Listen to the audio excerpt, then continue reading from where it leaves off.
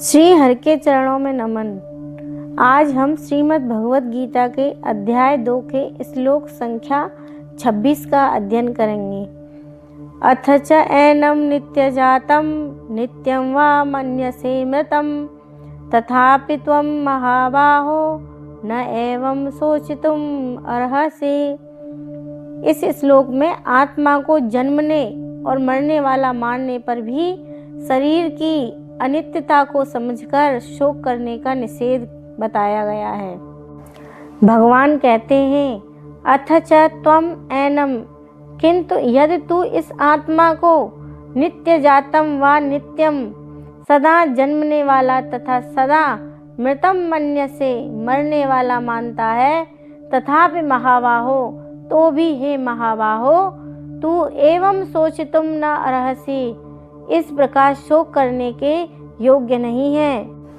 भगवान श्री कृष्ण अर्जुन से कह रहे हैं, महाबाहो, हे महाबाहो, यदि तू इसे सदा जन्मने और सदा मरने वाला शरीर ही माने है, तो भी तुझे इस प्रकार शोक करना उचित नहीं है। यदि तुम इस आत्मा को अविनाशी न मानकर इसे विनाशी ही मानते हो, तो भी हे अर्जुन, तुम्हारे लिए शोक करने का कोई हेतु ही नजर नहीं आता, क्योंकि उत्पत्ति, स्थिति और विनाश का प्रवाह अखंड रूप से सदा चलता रहता है।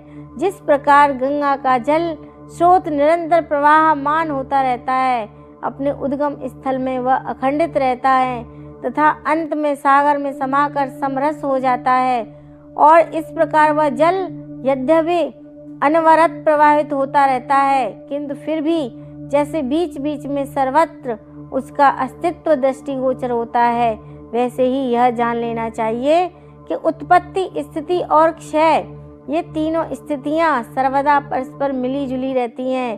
काल चक्र का कोई ऐसा भाग नहीं जिसमें ये तीनों स्थितियां जीव जगत के साथ जुड़ी हुई न हो। इसीलिए इन सब के विषय में तुम्हें शोक करने का कोई हेतु ही नहीं है, क्योंकि यह स्थिति स्वभाव से ही ऐसी ही अनाद है। अथवा हे अर्जुन, यदि यह बात तुम्हें उचित न लगती हो कि ये सब लोग सदा जन्मते और मरते रहते हैं, तो भी तुम्हारे लिए इस विषय में शोक करने का कोई हेतु ही नहीं है, क्योंकि यह जन्म और मृत्यु दोनों अवश्य संभावी हैं, इन्हें कोई टाल नहीं सकता।